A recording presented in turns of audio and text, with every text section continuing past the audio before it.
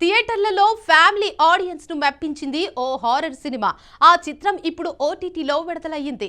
అంతర్జాతీయ స్థాయిలో గుర్తింపు పొందింది. Netflix global top 10 non English సినిమాల జాబితాలో 7వ స్థానంలో నిలిచి కేవలం ఒక్క వారంలోనే 1.2 మిలియన్ల వ్యూస్ సాధించింది. మరి ఇంతకీ ఆ సినిమా ఏది? థియేటర్స్లోకి ఎప్పుడు వచ్చింది?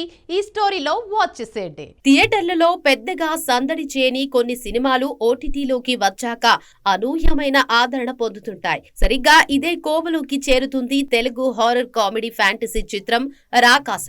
ప్రముఖ ఓటీటీ ప్లాట్ఫామ్ నెట్ఫ్లిక్స్ లో స్ట్రీమింగ్ అవుతున్న ఈ చిత్రం ప్రస్తుతం గ్లోబల్ స్థాయిలో ట్రెండింగ్ లో ఉండటం విశేషం.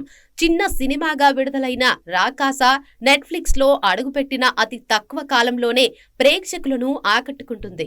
తాజా రిపోర్ట్స్ ప్రకారం ఈ చిత్రం Netflix global top 10 non English కేటగిరీలో 7వ స్థానంలో నిలిచింది.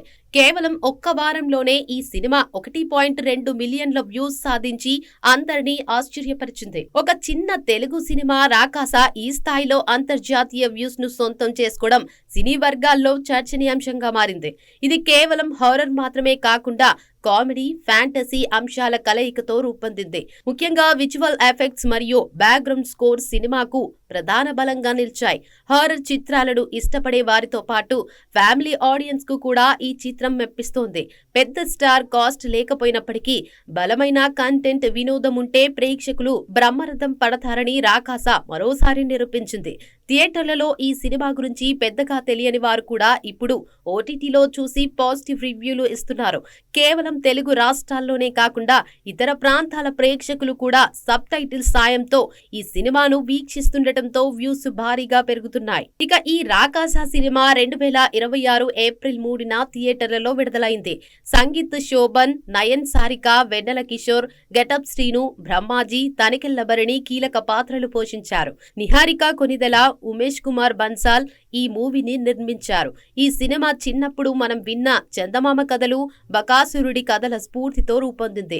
అమెరికా నుంచి తన సొంత గ్రామానికి తిరిగి వచ్చిన వీరబాబు అంటే సంగీత్ శోభన్ ఊరి చివర ఉన్న ఒక పాడుబడ్డ కోటలోని బ్రహ్మ రాక్షసుడి మిస్టరీని ఎలా ఎదుర్కొన్నాడు అనేది ఈ సినిమా కథ.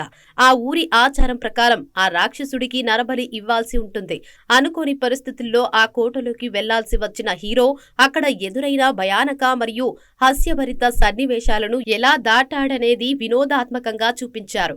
సంగీత్ శోభన్ కామెడీ టైమింగ్, వెన్నెల కిషోర్ గెటప్ సీన్ల హాస్యం సెకండ్ హాఫ్ లో సినిమాను నిలబెట్టాయి. హర్రర్ కంటే కామెడీకే దర్శకురాలు ఎక్కువగా ప్రాధాన్యత ఇచ్చారు.